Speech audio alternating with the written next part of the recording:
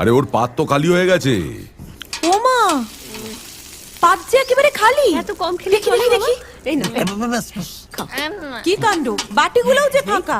মাত্র 29 পিস মাংস খেলে কি পেট ভরে বাবা? তাই তো। মা, ও মা, কোথায় গেলি মা? মাংস দে তাড়াতাড়ি আ। হ্যাঁ, দি। ও মা, পাওয়া ছোট কাকিমা খুব ভালো মাংস রান্না করে, খাও। পাওয়া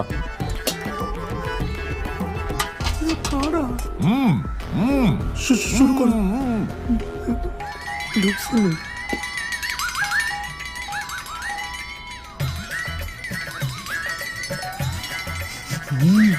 কি একটা একটা করে মাংস দিচ্ছিস? বালতিটা বসিয়ে দে। দাঁড়া তো, ভালোবেসে আদর করে খাওয়াচ্ছে মা, তাতে হচ্ছে না। গোটা বালতিটা বসিয়ে দে।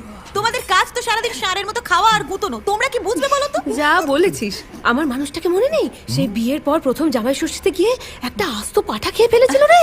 আর আমাদের কপালে জুটেছিল শুধু হরি মটর। তোমার বাবাকে খেয়ে নিন, তোমার ভাগ্যি ভালো। শুনলে শুনলে কি বললো? আর আমার জন ফুলসজ্জার রাতে আমার হাত ধরে টেনে বলল, কাছে এসো।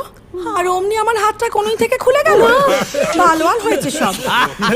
বাচ্চাদের সামনে কি বলছো এসব? মাছের মরু নিয়ে সরা কয়েকখানা। কি হলো? কি হলো বাবা তোমার? ততলো আরে ওর পাট খালি তো। মিষ্টি দাও। কি কি হয়েছে বাবা? মিষ্টি মিষ্টি নিয়ে আরে খাও খাও, জল দেবো? এইটুকু বসে এই অবস্থা তোমাদের। ততলো দে দে দে দে। তাড়াতাড়ি দে। অল্প করে দিও, কমপক্ষে 40টা। জয় জগন্নাথ। খাও, আমাদের এখানকার বিখ্যাত রসগোল্লা। মিষ্টি না।